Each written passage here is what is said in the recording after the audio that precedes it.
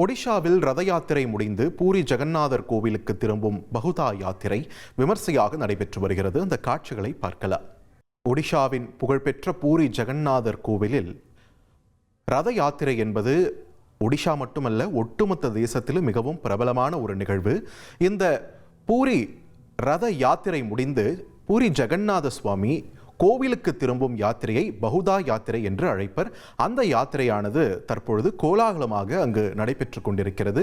ஒட்டுமொத்த ஒடிஷா மக்கள் மட்டுமின்றி ஜெகநாதரின் பக்தர்கள் அனைவருடைய பார்வையுமே தற்பொழுது பூரியை நோக்கிதான் இருக்கிறது.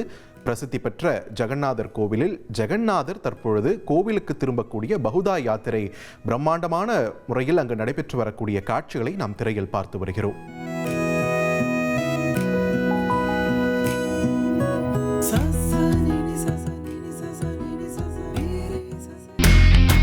இனி செல்லும் இடமெல்லாம் செய்தி. தந்தை டிவியின் வாட்ஸ்அப் சேனலை ஃபாலோ பண்ணினா செல்லருக்கும் இடமெல்லாம் செய்தி. இதோ QR கோட் இப்பவே ஸ்கேன் பண்ணுங்க, ஃபாலோ பண்ணுங்க.